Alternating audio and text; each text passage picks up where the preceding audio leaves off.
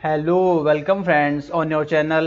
My name is Sreesanth Tripathi और आज मैं आपके साथ शेयर करने वाला हूं बैंक एग्ज़ाम प्रिपरेशन के रिगार्डिंग बहुत ही इम्पॉर्टेंट फैक्ट। मैंने देखा है कि ऑनलाइन प्लेटफॉर्म चाहे कोई वेबसाइट हो या फिर कहीं यूट्यूब पे हो, बहुत सारे टीचर्स जो हैं ऑनलाइन क्लासेस ले रहे हैं, काफ़ी सारा नॉलेज जो है बच्चों को प्रोवाइड कर रहे हैं, लेकिन बहुत ही कम सोर्स हैं जहां पर बच्चों को फ्री ऑफ कॉस्ट उनके डाउट का सॉल्यूशन मिल रहा है। कोई भी सोर्स ऐसा नहीं है जो अभी तक मैंने देखा है कि जहां पर फ्री ऑफ कॉस्ट आपको डाउट का सॉल्यूशन मिल रहा हो वीडियो फॉर्मेट में, राइट। सो बहुत सारे सोर्सेज हैं बट वो आपके पेड सोर्सेज हैं, तो कई सारे बच्चे पेड सोर्सेज नहीं अफोर्ड कर पाते हैं। तो जब उनको डाउट को का आंसर चाहिए होता है तो वो क्या करते हैं, जैसे कि अड्डा का हो गया या फिर टेक्स्ट बुक का हो गया या ओलिव बोर्ड का हो गया, तो इन सभी वेबसाइट पे जाके इनके ऐप पे जाकर के डाउट सेक्शन में क्वेश्चन पुट करते हैं। बट वहाँ क्वेश्चन का आंसर सिर्फ और जो आपके साथ के स्टूडेंट होते हैं वही करते हैं, ना कि कोई टीचर या एक्सपर्ट उनका आंसर करता है। सो इसीलिए मैंने यहाँ पर इस सब चीज़ों को देखते हुए मैंने भी ये अपनी प्रिपरेशन में प्रॉब्लम फेस की है कि कई बार जब मैं पेड कोर्स नहीं परचेज करता हूँ और मुझे डाउट का आंसर चाहिए होता है तो मुझे नहीं मिल पाता है। तो इसलिए मैंने ये प्लेटफॉर्म जो है स्टार्ट किया है। इस पर क्या होगा कि आप मुझे अपना क्वेश्चन फ़ोटो क्लिक करके टेलीग्राम पे मेरे, जो कि डिस्क्रिप्शन में लिंक दे दूंगा, या फिर जीमेल एड्रेस पे सेंड कर सकते हैं अपने क्वेश्चन को फ़ोटो क्लिक करके, और फिर उसका मैं free of cost video solution आपको प्रोवाइड करूंगा, राइट। सो मैंने देखा कि अभी तक कोई भी ऐसा प्लेटफॉर्म नहीं बना है जहां पर आपको आपके डाउट का free of cost video solution मिल रहा हो। अगर आपको मेरे इस क्वेश्चन का एक्सप्लेनेशन अच्छा लगता है, आप अगर सेटिस्फाइड हैं, तो आप भी अपना डाउट शेयर कर सकते हैं मेरे साथ।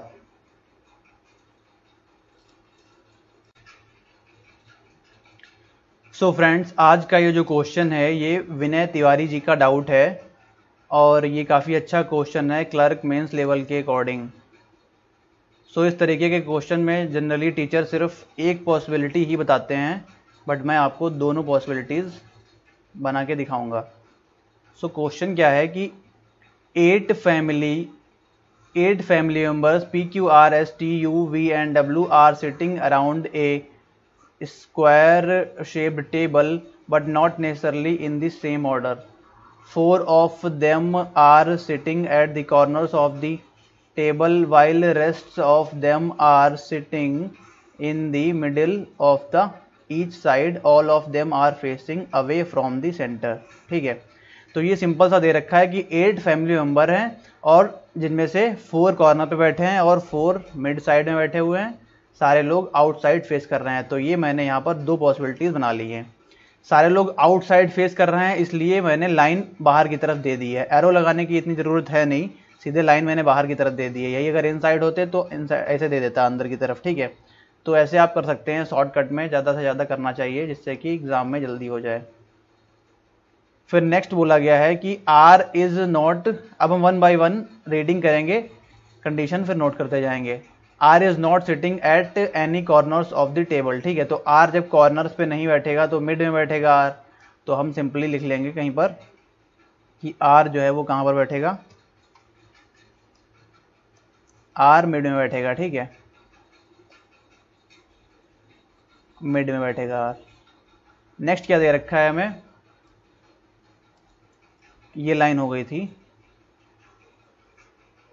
नेक्स्ट बोला है Q sits second to the right of W's wife, ठीक है। W's वाइफ के सेकेंड राइट में Q बैठता है। तो ये हम कह सकते हैं कि W's वाइफ के सेकेंड राइट में Q है, तो W's वाइफ, ठीक है, ये हम कंडीशन नोट कर लेंगे। और उसके सेकेंड राइट में, शॉर्ट में लिख दिया हमने, सेकेंड राइट को 2R, ठीक है, ये बैठता है Q। तो ये 2R का मतलब सेकेंड राइट। फिर नेक्स्ट क्या दे रखा है, no male is an immediate neighbour of Q। तो Q के नेबर में कोई मेल मेंबर नहीं है, तो इसका मतलब Q के नेबर में दोनों जो होंगे वो मेंबर वो क्या होंगे, फीमेल होंगे, ठीक है।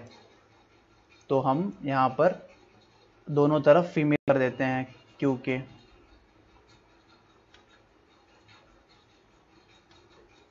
ठीक है, तो ये हो गया Q, और यहाँ भी फीमेल और यहाँ भी फीमेल। तो फीमेल के लिए हम क्या करेंगे, माइनस का साइन लगाएंगे, और मेल के लिए हम प्लस का साइन लगाएंगे। तो यहाँ पर माइनस का साइन लगा दिया है, यानी कि फीमेल हो गया। ठीक है, फिर नेक्स्ट क्या दे रखा है हमें, ये लाइन हो गई थी, no male is an immediate neighbour of Q। फिर नेक्स्ट बोला है V इज आर्स फादर, और V इज P's चाइल्ड। ठीक है, तो V जो है वो R का फादर है, तो जो R का फादर है वो क्या हो जाएगा, V। तो ये हमने यहाँ पर V दे दिया, फादर है इसलिए प्लस साइन लगा दिया, और V जो है वो P का चाइल्ड है, ऐसा दे रखा है, तो हमने यहाँ पर P का चाइल्ड लिख लिया V। ठीक है, इस तरीके से उसकी जनरेशन के नीचे आ गया, ये लिखा था V इज P's चाइल्ड, तो P का चाइल्ड हो गया V। फिर नेक्स्ट बोला है कि जो एसएस सन है sits second to the left of U, U के सेकेंड लेफ्ट में आएगा एसएस सन। ठीक है, सो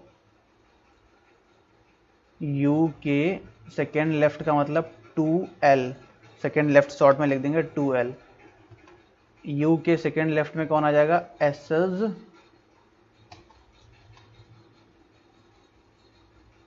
सन। ठीक है, एस का जो सन होगा वो सेकेंड लेफ्ट में हो जाएगा U के।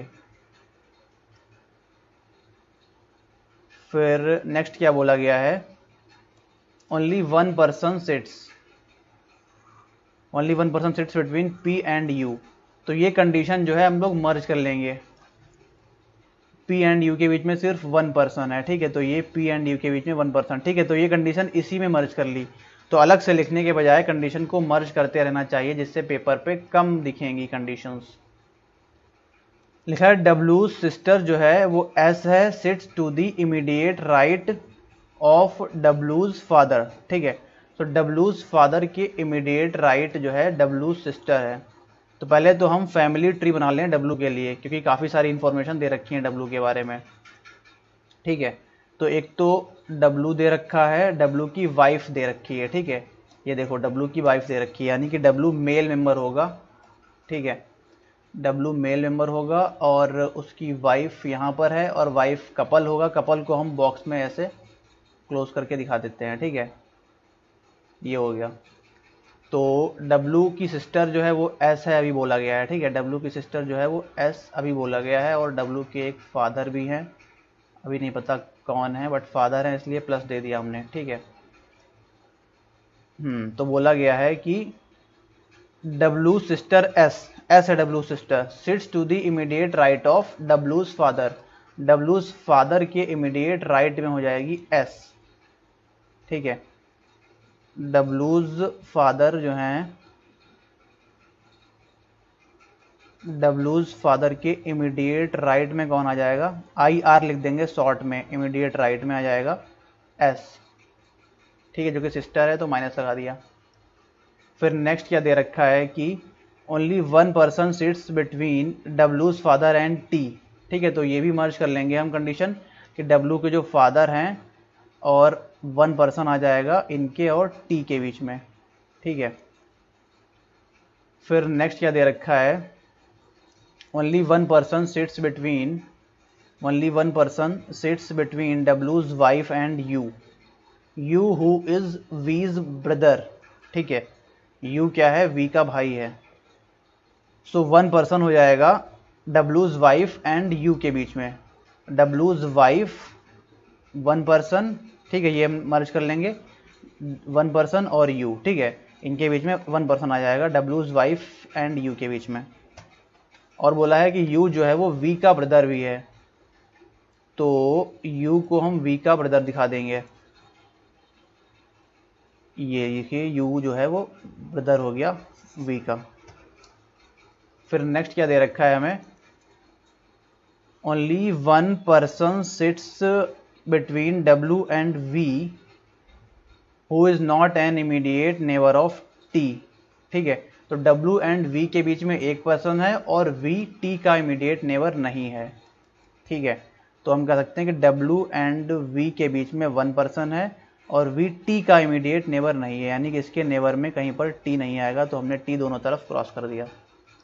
नेक्स्ट दे रखा है कि यू का जो नीस है एंड नेफ्यू, कुछ भी हो सकता है, नीस और nephew is not sitting opposite to P son. ठीक है, तो ये हम लिख लेंगे कंडीशन, यू का niece nephew, U's niece and nephew is not opposite to P's son. ठीक है,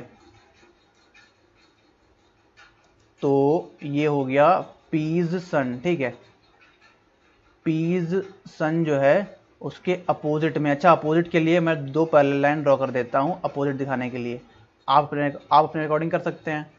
पी सन के अपोजिट में कौन नहीं आना चाहिए, नहीं आना चाहिए, इसलिए क्रॉस कर देंगे। यू का यूज नीस, नीस और नेफ्यू नहीं आना चाहिए। ठीक है, तो क्रॉस कर दिया हमने। सारी कंडीशन नोट कर चुके हैं, अब इनको हम डायग्राम में 1 बाय 1 पुट करेंगे। तो किस कंडीशन से हमें स्टार्ट करना चाहिए, ये हमें पहले सोचना पड़ता है। तो सबसे अच्छी कंडीशन जो है यहाँ पर वो यही दे रखी है, क्योंकि इन्फॉर्मेशन यहाँ पर काफ़ी ज़्यादा दे रखी है। यू डब्ल्यूज वाइफ सेकेंड राइट है एंड ये क्यू के दोनों तरफ फीमेल हैं। ठीक है, यहाँ से स्टार्ट कर सकते हैं हम। अच्छा, डब्ल्यू के बारे में इन्फॉर्मेशन, अच्छा एस सन दे रखा है कि एस का कोई सन भी है, तो इसलिए हम यहाँ पर एस के सन को भी नोट कर लेंगे, एस उसके नीचे उसका सन आ जाएगा। ठीक है, इस तरीके से बाकी सारी चीज़ें हमने नोट कर ली हैं। तो अब हम इससे स्टार्ट करेंगे। डब्लूज वाइफ के सेकेंड राइट में क्यू आएगा, डब्लूज वाइफ के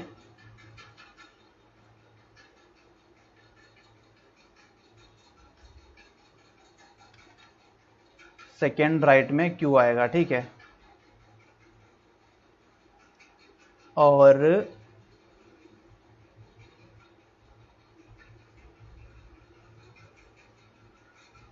यू डब्लूज वाइफ को एक छोड़ करके यू आएगा। तो एक कंडीशन हम ये ले सकते हैं, ये है डब्लूज वाइफ। ठीक है, वाइफ है इसलिए माइनस लगा दिया हमने, फीमेल है। इसके सेकेंड राइट में अगर हमें क्यू देना है तो किधर देंगे, इस तरफ दे देंगे। ठीक है, ये क्यू हो गया, और क्यू के दोनों जो नेबर होंगे वो फीमेल होंगे, इसलिए फीमेल कर दिया दोनों को। और बोला है कि डब्लूज जो वाइफ है उसको एक छोड़ करके यू आएगा, तो इस तरफ तो क्यू है तो इसलिए यू यहाँ पर आ जाएगा इस तरफ। ठीक है, तो ये हमने डब्लूज वाइफ को एक छोड़ करके यू लिख लिया। और नेक्स्ट क्या दे रखा है,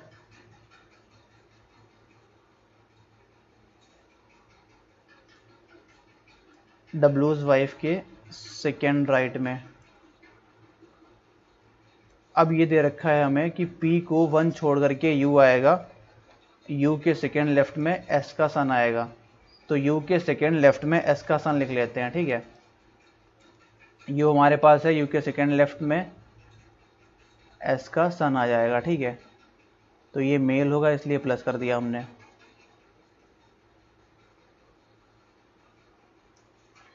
अब बोला है कि U को 1 छोड़ करके P आएगा।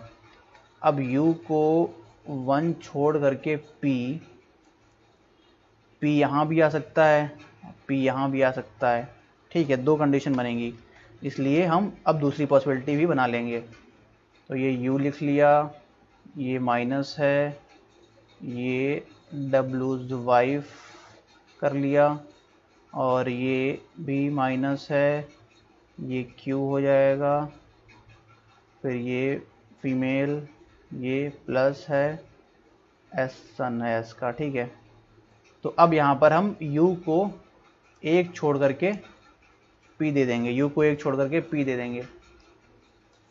तो U को एक छोड़ करके P यहाँ भी दे सकते हैं, और एक बार U को एक छोड़ करके P यहाँ दे सकते हैं। ठीक है, अब पहले वाले डायग्राम में P क्या हो गया, S का सन हो गया। ठीक है, तो अब ये फैमिली ट्री एक तो बना हुआ है, ये वाला एक और बना लेंगे हम। ठीक है, एक और फैमिली ट्री बना लेंगे।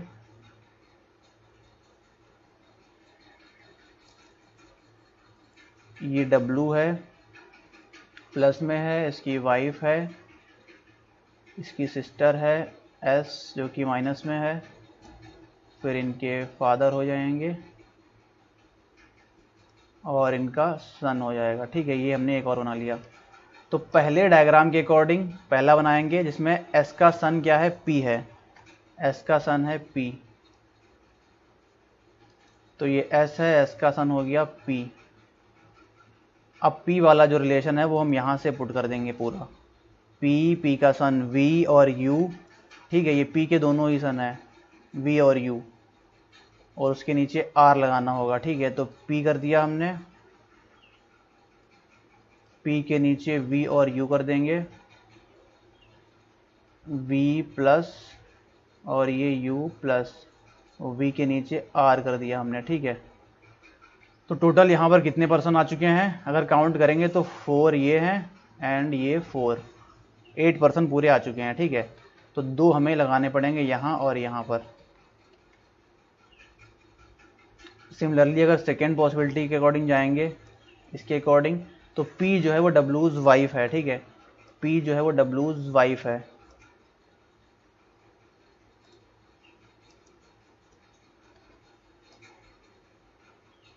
तो W's वाइफ जो है हमने P कर दिया। अगेन P के लिए 2 सन हैं V U। ठीक है, V प्लस में है और U भी प्लस में है क्योंकि दोनों सन हैं, और V के नीचे R आ जाएगा क्योंकि उसका चाइल्ड है। तो यहाँ भी कितने पर्सन हो चुके हैं, 3 2 5 एंड 3 8, यहाँ भी 8 पर्सन हो चुके हैं, बस ये 2 चाहिए, ये और ये। अब नेक्स्ट हमें क्या दे रखा है कि ऊपर वाली सारी कंडीशन हो चुकी है, इसको कट कर देते हैं, और ये भी हो चुका है, इसको भी हटा देते हैं। अब T को एक छोड़ करके W's फादर हैं, W's फादर के इमीडिएट राइट में S है। अब जो है पहले वाले डायग्राम के अकॉर्डिंग देखें तो हमारे पास एक बच रहा है, सारे लग चुके हैं, 2 प्लेस बचे हैं, ये और ये, तो T और Q बच रहे हैं, T और Q।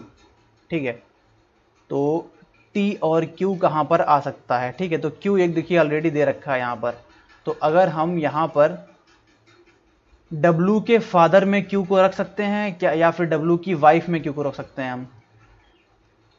तो देखिए W की वाइफ यहाँ पर है, इसमें हम Q नहीं रख सकते हैं क्योंकि Q ऑलरेडी यहाँ पर है।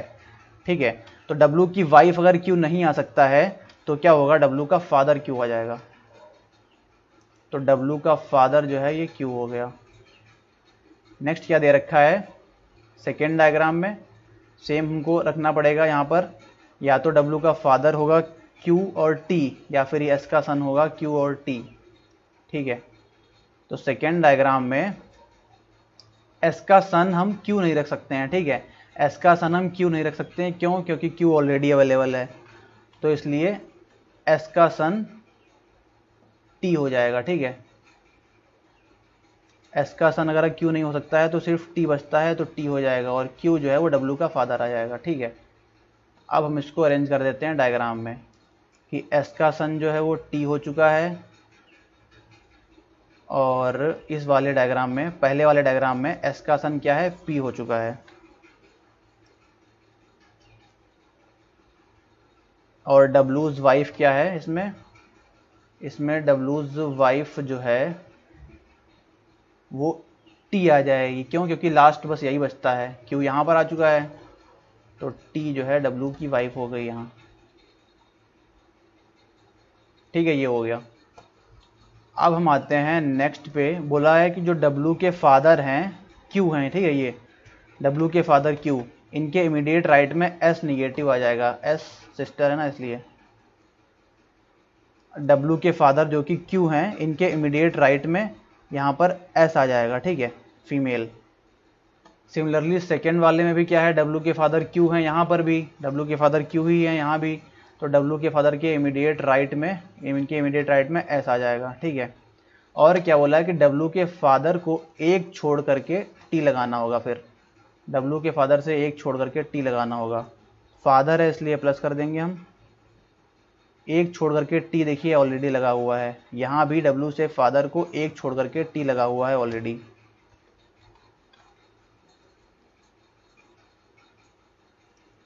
ठीक है, और U जो है वो प्लस है दोनों ही डायग्राम में, तो U को हम प्लस दे देते हैं। अब हमको दे रखा है क्या, एक कंडीशन दे रखी है, ये वाला हो गया है। ठीक है, अब एक कंडीशन ये दे रखी है, लास्ट बची है यही कंडीशन कि W को 1 छोड़ करके V है, V T के पास नहीं आना चाहिए। W को 1 छोड़ करके V है और V T के पास नहीं आना चाहिए। अच्छा, W को 1 छोड़ करके V है, हमें 3 नाम अभी लगाने हैं। W बचा है, V बचा है और R बचा है। ठीक है, अच्छा W और V दोनों ही डायग्राम में क्या है, मेल हैं। W भी मेल है और V भी मेल है, R का पता नहीं। यहाँ भी क्या है कि W भी मेल है और V भी मेल है, R का पता नहीं। तो W को 1 छोड़ करके V है और V T के पास नहीं आना चाहिए। तो देखिए यहाँ पर माइनस है, तो यहाँ पर W भी नहीं आ सकता और V भी नहीं आ सकता, तो यहाँ पर क्या आ जाएगा, R आ जाएगा, क्योंकि वही लास्ट बचा है। बाकी W और V को यहाँ लगा देंगे हम। अच्छा, V बोला है कि T के पास नहीं आना चाहिए, तो इसलिए यहाँ पर W आ जाएगा और V यहाँ पर आ जाएगा। सिमिलरली सेकेंड डायग्राम में भी क्या करेंगे, माइनस में नहीं आ सकता है W और V, तो R आ जाएगा माइनस में, और यहाँ पर W और V लग जाएगा, लेकिन T के नेवर में V नहीं आना चाहिए, तो यहाँ पर क्या आ जाएगा, W आ जाएगा और यहाँ पर आ जाएगा V। राइट, तो ये हो गया, इसको हटा देते हैं। अब लास्ट कंडीशन बचती है कि जो P का सन है, P का सन क्या है, V और U दोनों ही डायग्राम में P के सन वही हैं, V और U हैं। ठीक है, इसमें भी देखिए V और U ही है, तो इनका जो सन है ये V U जो भी हैं, ये दोनों अपोजिट में नहीं आने चाहिए U की नीस या नेफ्यू के। तो U की जो नीस और नेफ्यू है दोनों ही केसेस में R है, नीचे वाले में देखिए R है, वो R के अपोजिट में नहीं आना चाहिए। ठीक है, ये R के अपोजिट में नहीं आना चाहिए, क्रॉस दे रखा है। तो V और U के सामने V या फिर U नहीं आएगा, R के सामने, R के सामने V या U नहीं आएगा।